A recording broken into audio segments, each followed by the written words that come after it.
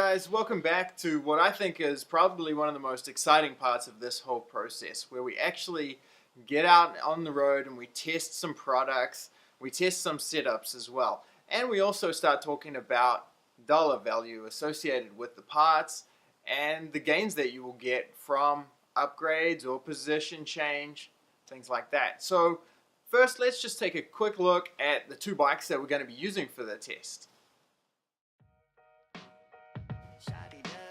The road bike that we're going to be using for this test is in fact not a road bike at all. It is a 2018 Trek Boom, which is the cyclocross frame from Trek.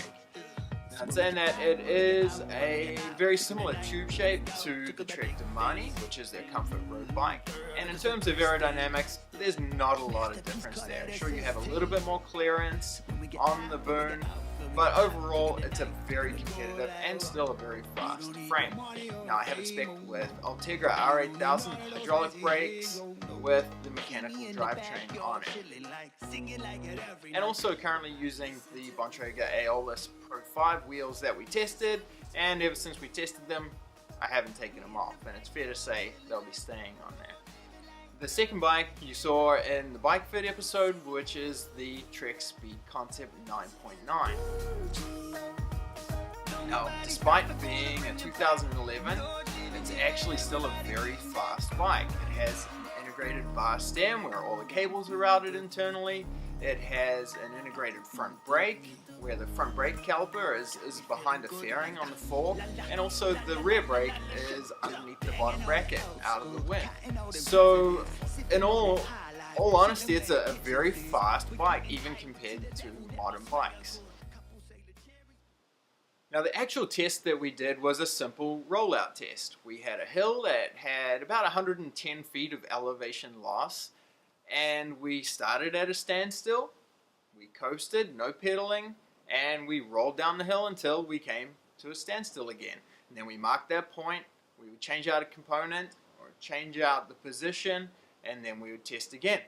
Each test we did 3 times to make sure that we were getting accurate results, and we took the average of those 3 tests. Now, to begin with, we started with my road bike with the Fulcrum Racing 4 wheels that I had on there. Now, these are an aluminum clincher, about 35mm deep rim.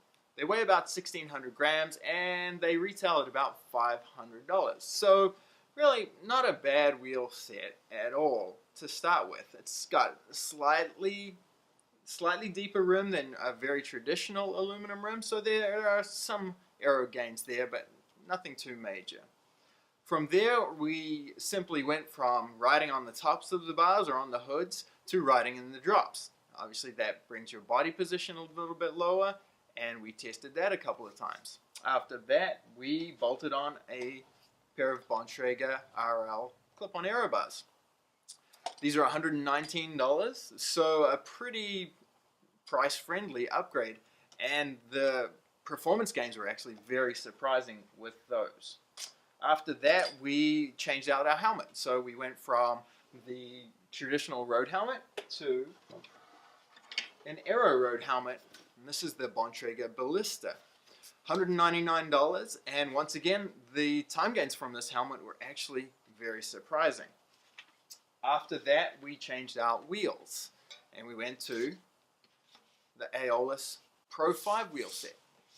Now, this is the wheel set, like I said, that's still currently on my bike, and they are a $1,299 wheel set, which in the world of carbon wheels is actually very affordable.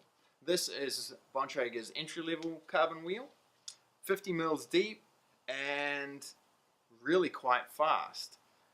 This particular model is the disc model, which fits on my Boom with the through axle version, and it is available in quick release and also a rim brake version as well.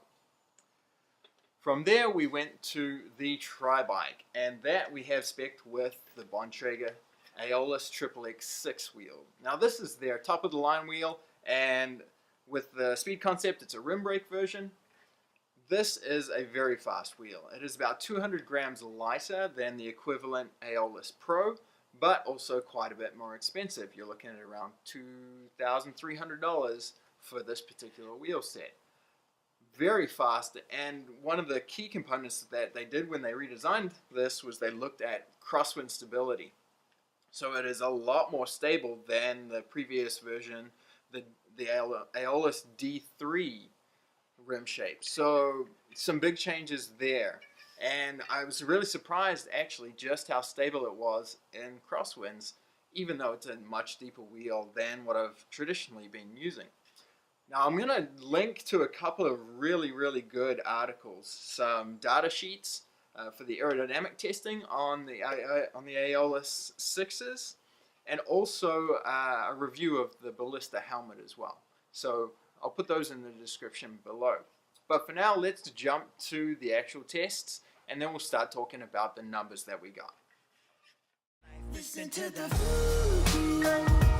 this is how we do things. We in the backyard chilling like Lord living like everybody getting right.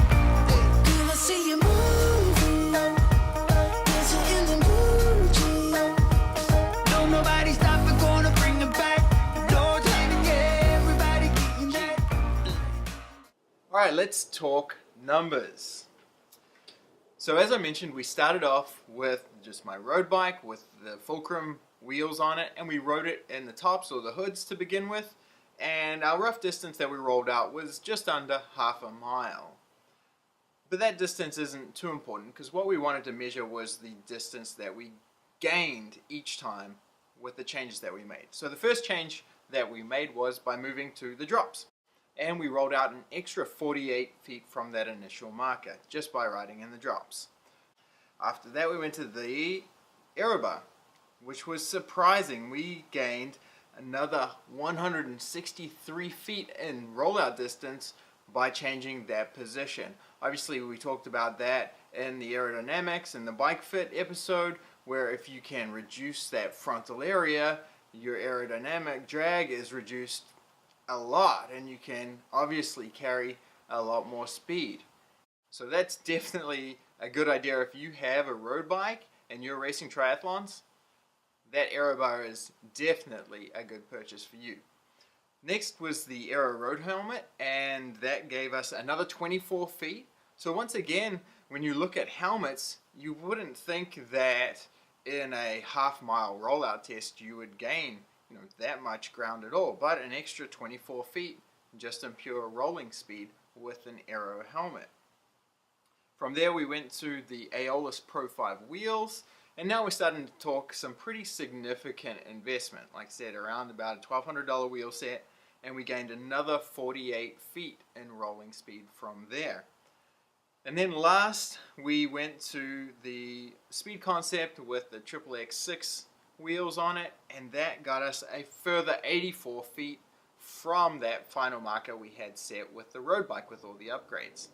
So in total, the road bike with all the upgrades, the aero bar, the aero helmet, and the Aeolus Pro 5 wheels, we gained 283 feet total distance, which is quite significant considering that we're not even pedaling. This has got nothing to do with rider input. This is just coasting down a hill.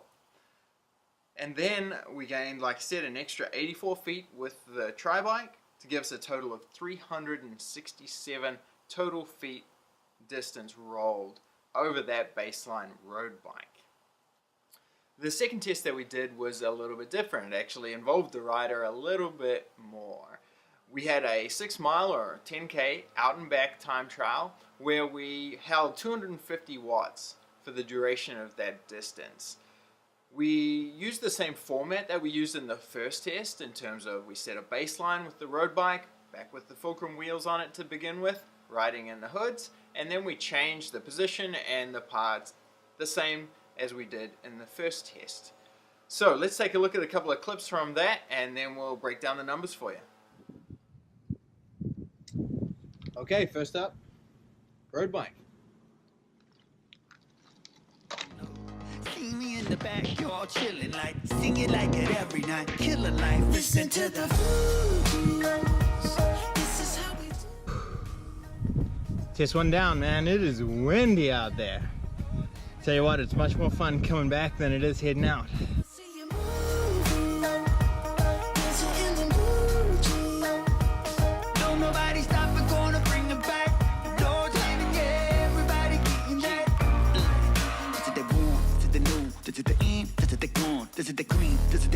Gonna go aero and get it tonight. It's about to get on, about to get good. Glasses over the straps. Nobody got animal, Hannibal, let it go, yeah. Nobody got intergalactical magic compatible. Alright, let's go give these a spin. Might knock back one of these as well. Starting to feel it a little. Listen to the Fugees. This is how we do things. Well, I'm done. That was 70k worth of time trialing. And fair to say, I am cooked. Time to go get some food. Then we'll look at some numbers. See how they came out. Once again, we set the baseline on this test with the Trek Boon, with the fulcrum wheels, riding in the hoods, and we got a time of 19 minutes and 19 seconds over our 10k or 6 mile time trial. Then we moved to the drops, which surprisingly we only gained 7 seconds in that position change, so down to a 19 minute 12 second time. Once again, when we bolted on the aero bars, that's when we started getting some huge time gains. So we saved 58 seconds, or 18 minutes 14 seconds was our total time with the aero bars, which is a pretty significant time saving. Next up was the Ballista Aero helmet, and we got another 24 seconds over 10k, which is pretty surprising for a helmet change. Finally, with the road bike setup, we put on the Aeolus Pro 5 wheels, and that's when the wheels started showing us some really good results. So we gained another 41 seconds just by adding those wheels, so cut that time down to a 17 minute and 9 seconds. Then finally, the Speed Concept with the Aeolus XXX6 wheels on it got down to 16:46, so saved another 23 seconds over the road bike, all decked out with the aero gear on it. So that was just over a 10k or a 6 mile time. Now a lot of these numbers don't seem that significant until you actually expand them out to a half Ironman or an Ironman distance. So for example, the aero bars that we installed, we gained 58 seconds over our 6 miles. When you extrapolate that out to a half Ironman distance, it works out to be 9 minutes, which is huge. Now the one thing about that, however, is that you would need to stay entirely in the aero bars for your ride to get that 9 minutes, but still you get the idea of the times that you could save. Next up, the helmet, which 24 seconds over the distance we covered doesn't seem that big. That works out to be 3 minutes and 40 seconds over a half Ironman distance. So for a $200 helmet, that is a pretty good return on your investment. The Pro 5 wheels, once again we talked about the investment being a little higher, $1,200 wheel set, but they saved 6 minutes and 20 seconds over a half Ironman distance. And then finally the Speed Concept, and that worked out to be 3 minutes and 30 seconds savings over the half Ironman distance. So in total, you're looking at from the baseline road bike to the Speed Concept is almost a 24-minute time saving. So you can see the advantages of going from just a regular road bike where you ride it on the hoods to a full tri-bike in the aero position. The time savings can be huge, and that could be the difference in really making or breaking your race for you.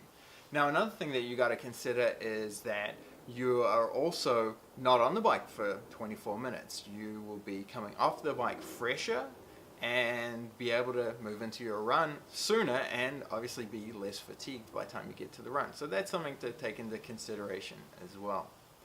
So obviously for Ironman distance, we just double those numbers and they get even more alarming.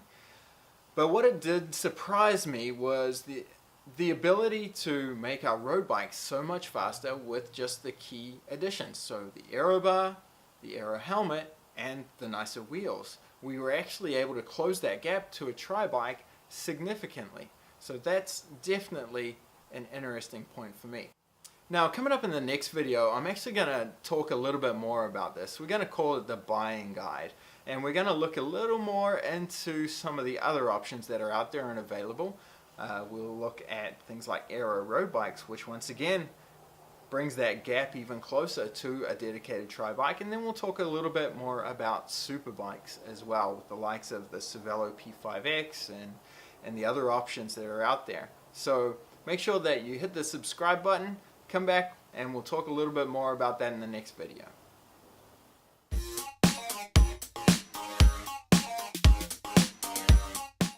Good morning. I'm about to head to a group workout. I'm going to go ride trainers for a couple of hours because it is cold here in Texas. Believe it or not, it's actually snowing. I don't know if you can see it.